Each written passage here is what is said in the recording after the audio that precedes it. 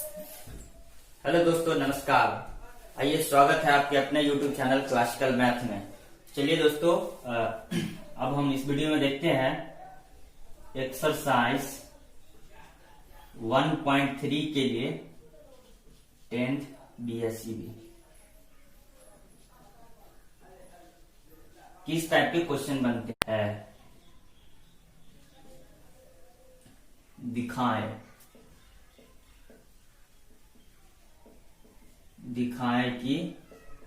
दिखाए कि रूट 7 एक अपरिमेय संख्या, ये हमारा एक टाइप का क्वेश्चन बनता है दोस्तों। तो चलिए हम इसे सॉल्व करते हैं।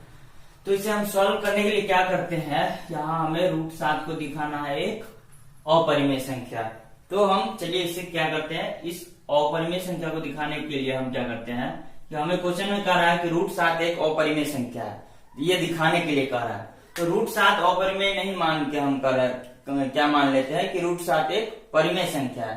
देख लेते हैं इस पे क्यों, इसलिए हम इसका अपोजिट माने हैं, इसका उल्टा इसलिए माने हैं कि रूट 7 जब एक अपरिमेय संख्या है तो हम इसे, अगर हम रूट 7 को परिमेय मान लेते हैं और तब सॉल्व करते हैं, और अगर हमें ये प्राप्त हो जाए कि यहाँ रूट 7 हमें परिमेय जो माने है और उसका टर्म एंड कंडीशन फॉलो कर ले तो हम कहेंगे कि ये परिमेय है। लेकिन अगर उसका टर्म एंड कंडीशन नहीं फॉलो करेगा तब तो हम कह देंगे कि रूट 7 एक अपरिमेय संख्या है।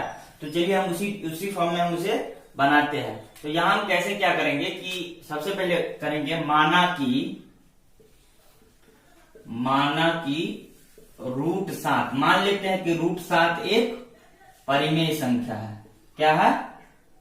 परिमेय संख्या है। इसे हम मान लिए। तो जब इसे हम मान लिए परिमेय संख्या, तो ये किस फॉर्म में होना चाहिए? रूट 7 को अगर परिमेय संख्या मान रहे हैं तो रूट 7 कैसा होना चाहिए? p/q के फॉर्म में, क्योंकि परिमेय संख्या कोई भी हो वो p/q के फॉर्म में होता है, जहां q बराबर नहीं 0। तो हम लिखते हैं इसको, तो रूट 7 बराबर क्या होना चाहिए? p/q, जहां पे q बराबर नहीं 0। और ये यहाँ पे p/q जो है दोस्तों, p और q है, ये सह-अभाज्य संख्या है। p और q क्या है? सह-अभाज्य संख्या। इसका जरूरत क्यों पड़ेगा वो हम आगे बताएंगे। तो चलिए p/q हम इसे मान लिए। तो यहाँ बट्टा में नहीं कुछ तो एक दे सकते हैं। अब इसे सॉल्व करेंगे तो हम कैसे सॉल्व करेंगे? तो इसे हम क्रॉस मल्टीप्लीकेशन करते हैं, यानी कि कोना कोनी गुना करते हैं। तो चलिए कोना कोनी जब हम गुना करेंगे तो हमें देखते हैं यहाँ पे हमें क्या प्राप्त होता है। तो जब हम कोना कोनी इसको गुना करते हैं तो एक को p से गुना करेंगे एक बार 7 को रूट 7 को q से गुना करेंगे। तो हमें यहाँ मिल रहा है, देख रहे हैं हम कि p बराबर रूट अंडर 7q, ये हमें आ रहा है। तो जब ये हमें आ रहा है दोस्तों, तो अब हम क्या करेंगे, इसे p बराबर रूट 7q जो आ रहा है, तो अब हम इसे क्या करेंगे, अब हम यहां लिखते हैं दोनों तरफ वर्ग करने पर p बराबर रूट 7q को दोनों तरफ वर्ग करने पर हमें क्या प्राप्त होता है, हम देख लेते हैं। वर्ग करने पर, तो चलिए वर्ग हम करते हैं दोनों को, तो क्या हमें प्राप्त होता है? तो p का वर्ग करेंगे तो p के पावर 2 बराबर रूट 7 का, अगर 7q का स्क्वायर करेंगे तो ये इस फॉर्म में बनेगा। अब इसको हम एक बार और तोड़ लेते हैं तो हमें क्या मिलता है, p स्क्वायर बराबर रूट 7 का एक बार स्क्वायर और एक बार इंटू q का स्क्वायर। चलिए एक बार इसको और देख लेते हैं फिर से। p स्क्वायर बराबर रूट 7 का स्क्वायर करेंगे तो सीधे 7, और q स्क्वायर को करेंगे तो सीधे q स्क्वायर। ये हम समीकरण इसे 1 मान लेंगे। इसे हम क्या मान लेंगे? समीकरण 1। अब हम आगे सॉल्व करेंगे। इसे हम समीकरण 1 मान लेते हैं। इसे हम समीकरण 1 मान लिए। ठीक है दोस्तों, अब हम इसे क्या करते हैं, फिर पुनः क्या कर लेते हैं, फिर एक बार क्या कर लेते हैं, जब p स्क्वायर बराबर 7 इंटू q स्क्वायर आ गया तो हम इसे एक बार और मान लेते हैं कि p बराबर 7r, p बराबर 7r। एक बार फिर से इतना मानेंगे। अब आप लोग कहिएगा कि फिर से आप p बराबर 7r क्यों माने हैं? तो हम ऐसा इसलिए माने हैं दोस्तों कि यहाँ यहां एक कंडीशन लगेगा, यहाँ पी स्क्वायर बराबर 7q², तो हम देखेंगे कि पी स्क्वायर, यहाँ हम पी स्क्वायर बराबर 7q² को समीकरण 1 माने हैं। तो हम यहाँ एक बार देखेंगे, इसका मतलब हुआ, इसे हम कह सकते हैं कि यहाँ जो ये पी स्क्वायर जो है वो क्या है, 7 से, पी स्क्वायर जो है वो 7 से विभाज्य है, 7 से विभाज्य, यानी कि 7 से कट रहा है। तो जब पी स्क्वायर 7 से कट रहा है तो पी भी 7 से कटेगा। तो इसका मतलब है पी जो है वो भी 7 से विभाज्य है। जब पी स्क्वायर 7 से विभाज्य है तो पी भी 7 से विभाज्य है। अब हम इसमें फिर क्या कर लेते हैं, यहाँ पे फिर मान लेते हैं एक बार P बराबर 7R, एक बार यहां मान लेते हैं P बराबर 7R, फिर से पुनः P बराबर 7R। P बराबर यहाँ 7R इसलिए माने हैं दोस्तों कि जब पी स्क्वायर 7 से विभाज्य है तो P भी 7 से विभाज्य होगा, और P जब 7 से विभाज्य होगा तो 7 को यहाँ R के जगह और कुछ भी संख्या ले लेते हैं, R ले ले, M ले ले, N ले ले, कोई भी संख्या ले लेते हैं। तो अगर यहाँ इससे गुना करते हैं तो ये इस टर्म को फॉलो कर रहा है ना कि ये P 7 से विभाज्य है। तो इसलिए हम इसे इस रूप में हम एक बार लिख लिए, फिर से लिख लिए हैं, और इसे हम फिर से देख लेते हैं कि क्या होता है। तो अब है दोनों तरफ वर्ग करने पर, दोनों तरफ वर्ग करने पर, तो कीजिए दोस्तों, वर्ग करने पर हम अभी जस्ट किए हैं। वर्ग करने पर तो P का एक बार स्क्वायर कर देंगे, एक बार 7 इंटू R का एक बार स्क्वायर कर देंगे। तो इसे एक बार और ऐसे लिख सकते हैं कि P स्क्वायर बराबर 7 7 49 और इंटू R स्क्वायर। अब हमें यहां ध्यान दीजिए दोस्तों कि यहां भी P स्क्वायर है और यहां भी P स्क्वायर है ना।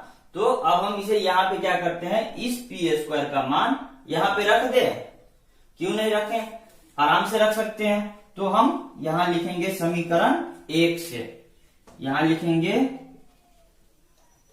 समीकरण 1 से, समीकरण 1 से P का वैल्यू जो है वो रखने पर, तो समीकरण 1 से यहाँ क्या है, पी स्क्वायर का वैल्यू यहां से रख दीजिए, ये पी स्क्वायर का वैल्यू यहां से ये 7q² रख देते हैं। तो चलिए यहाँ पे क्या हो गया, 7q² बराबर 49 इंटू R स्क्वायर। तो 49 इंटू R स्क्वायर जो हुआ, तो अब हम क्या करेंगे, काट देंगे, 7 1 7 7 7 49, यानी कि हमें यहाँ क्या आ रहा है, q² बराबर 7 इंटू R स्क्वायर। तो अब यहां हम फिर कह देंगे कि जब क्यू स्क्वायर 7 से विभाज्य है तो Q भी 7 से विभाज्य होगा। यहां हम फिर ले लेते हैं, यहां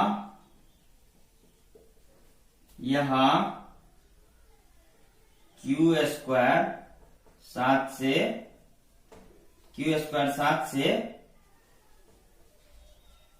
विभाज्य है, इसलिए Q भी 7 से विभाज्य होगा, इसलिए Q भी 7 से विभाज्य होगा।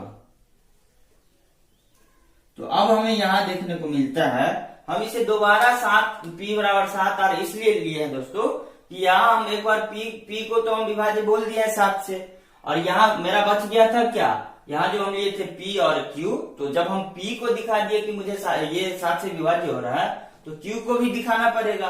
तो Q भी यहाँ हम दिखा दिए कि ये 7 से विभाज्य हो रहा है। अब हम इसे देखते हैं,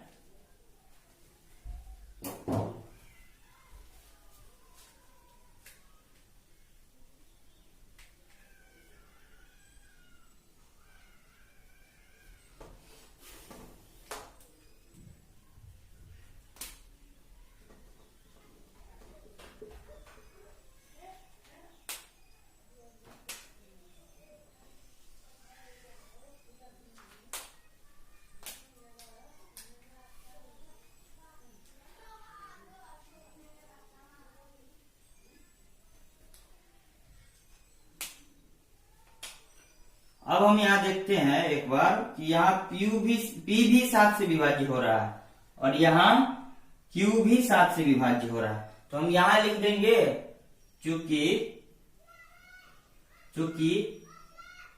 P और Q दोनों क्या है, 7 से विभाज्य है। दोनों संख्या क्या है, 7 से विभाज्य है। तो यहां जब P और Q दोनों 7 से विभाज्य है तो हम यहाँ P और Q के जगह कुछ भी संख्या ले सकते हैं। यहाँ सह अभाज्य, यहाँ ये P और Q है, जहां पे ये क्या है, सह अभाज्य है, सह अभाज्य है। जहां पे P और Q क्या है, सह अभाज्य है। तो अब हम दोस्तों यहाँ पे देखेंगे, हम सीधे सीधे यहाँ लिख देते हैं एक बार, P और Q 7 से विभाज्य है,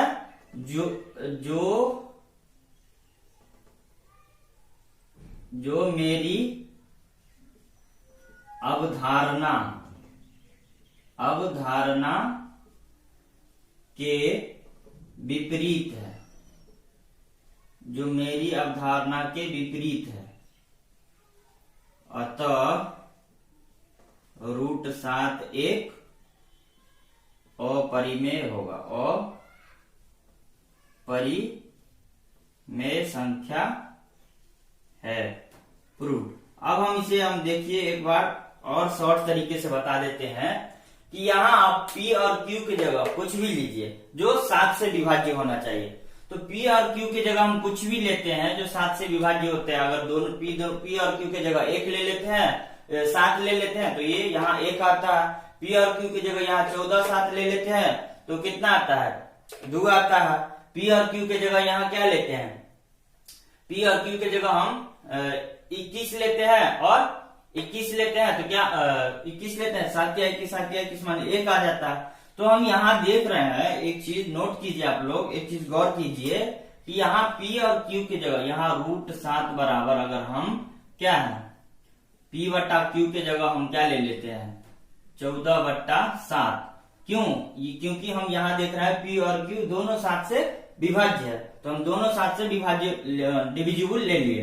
तो अब इसे हम जब काटते हैं 7 दूना 14, तो हमें क्या प्राप्त होता है, √7 बराबर 2। तो दोस्तों यहाँ आप गौर कीजिए, अगर हम इसे P और Q 7 से विभाज्य था और P और Q की जगह कुछ, अगर ये मेरा अवधारणा सही होता, अगर ये अवधारणा मेरा सही होता जितना हम किए हैं, तो हमारा क्या आता, √7 बराबर √7 आता, √7 बराबर √7 आता। तो हम जानते कि ये अपरिमेय नहीं होके परिमेय है, लेकिन हमें यहाँ √7 बराबर 2 आ रहा है। तो हम यहाँ तो साफ साफ दिख रहा है हमें कि √7 बराबर नहीं है 2 के, यानी कि हमारा अवधारणा तो सच में गलत है। और जब मेरा अवधारणा गलत है तो हम कह देंगे कि जब कब अवधारणा गलत था, जब √7 मेरा परिमेय संख्या था, ये अवधारणा गलत था। तो जब √7 परिमेय नहीं हो पाया मेरा, नहीं दिखा पाया, तो हम क्या दिखा दिए, √7 मेरा अपरिमेय संख्या हो गया।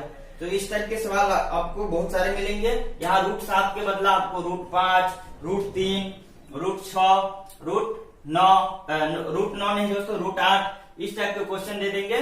तो आप आसानी से, सबका फॉर्म यही रहेगा, तरीका रहेगा, इसी तरीके से आप लोग सॉल्व कर दीजिएगा। इसमें एक क्वेश्चन और बनता है, यहाँ एक और क्वेश्चन इसी टाइप में बनता है कि दिखाइए 3 + 2√5 1, या फिर बनता है दिखाए कि 3 + 2√5 एक अपरिमेय संख्या है, अपरिमेय संख्या है। तो हम इसे दिखाते हैं कैसे, तो हम वहां जैसे इसके अपरिमेय के विपरीत परिमेय मान के चले थे, तो यहाँ भी वही करेंगे। तो यहाँ हमें दिखाना है क्या, 3 + 2√5 को आप दिखाइए कि अपरिमेय है। तो चलिए हम इसके विपरीत मान लेते हैं, माना कि 3 + 2√5 एक परिमेय संख्या है। क्या है, परिमेय संख्या है। तो 3 + 2 रूट 5 एक परिमेय संख्या है, ये हम मान लिए। तो अगर हम मान लिए ऐसा, तो मेरा अगर परिमेय संख्या है तो ये इस फॉर्म में होगा, क्योंकि हम जानते हैं परिमेय संख्या कोई भी होता है वो किस फॉर्म में होता है, वो p/q के फॉर्म में होता है, जहां q बराबर नहीं 0। अब इसे हम क्या करेंगे दोस्तों, यहाँ पे हम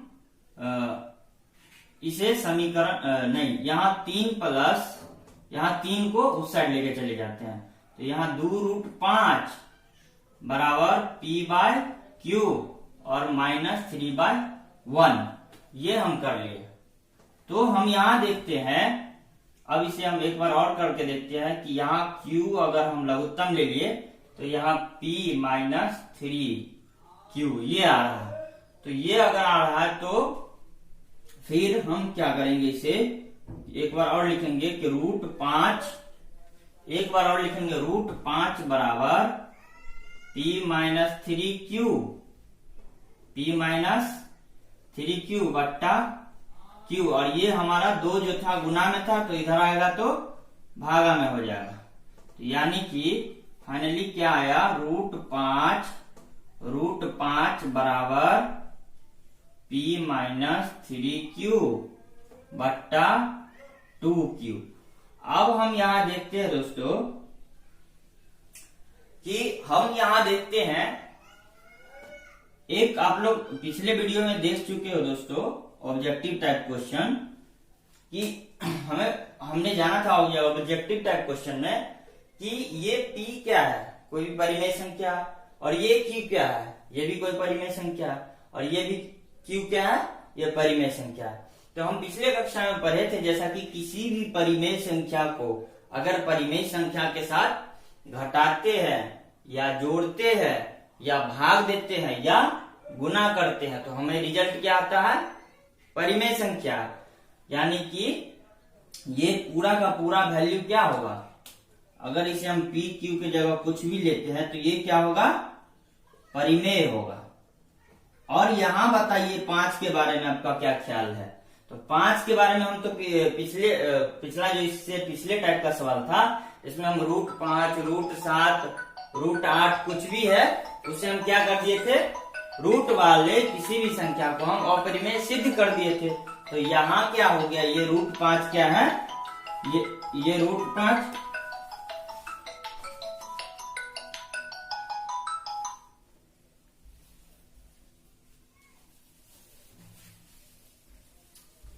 ये रूट 5 क्या है, हम सिद्ध कर चुके हैं कि अपरिमेय है, अपरिमेय है। तो दोस्तों हमें कभी भी बताइए कि अपरिमेय बराबर परिमेय होगा, ये तो हमारा अवधारणा गलत कह रहा है।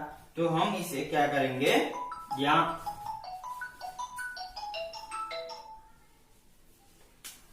तो हम क्या करेंगे, यहाँ हम एक लैंग्वेज लिखते हैं कि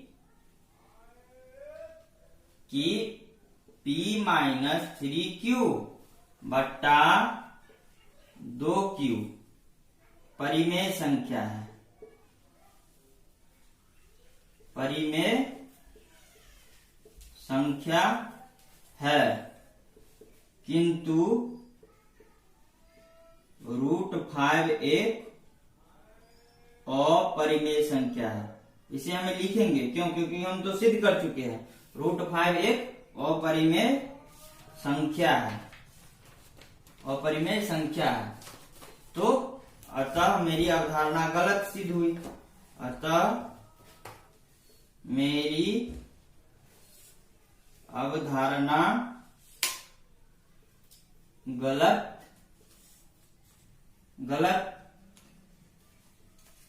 साबित हुआ।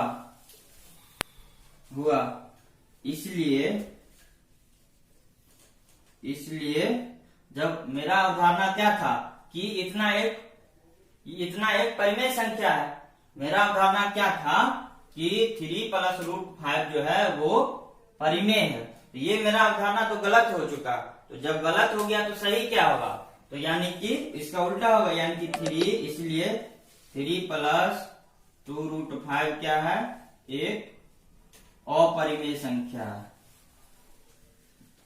सिद्ध हो गया। वैसे भी दोस्तों आप लोग एक चीज और देखिए, यहाँ तो दिखाने को कह रहा था इसलिए हमें दिखाना पड़ा।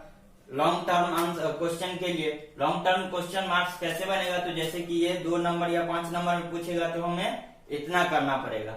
लेकिन यही ऑब्जेक्टिव में भी हम बना चुके हैं दोस्तों कि किसी भी परिमेय संख्या को यदि अपरिमेय संख्या के साथ जोड़ते हैं तो क्या प्राप्त होता है, तो हमें अपरिमेय संख्या प्राप्त होता है। लेकिन कभी कभी क्या हो जाता है, किसी भी परिमेय संख्या को अपरिमेय के साथ जोड़ते हैं तो वो क्या होता है, हमें अपरिमेय ही प्राप्त होता है। तो ये 1 नंबर क्वेश्चन के लिए था, लेकिन 5 नंबर क्वेश्चन के लिए अगर हमें कहेगा तो हमें ये दिखाना पड़ेगा। तो आज 2 ही टाइप के सवाल पढ़ने थे दोस्तों। इससे अगले टाइप का क्वेश्चन हम नेक्स्ट वीडियो में पढ़ेंगे। जी धन्यवाद दोस्तों। चैनल को सब्सक्राइब करना ना भूले। हमारे क्लासिकल मैथ्स पर अगर आप नए हैं तो आप सीरियली शुरू से अगर आप वीडियो देख लेते हैं तो आपको सब कुछ समझ में आएगा।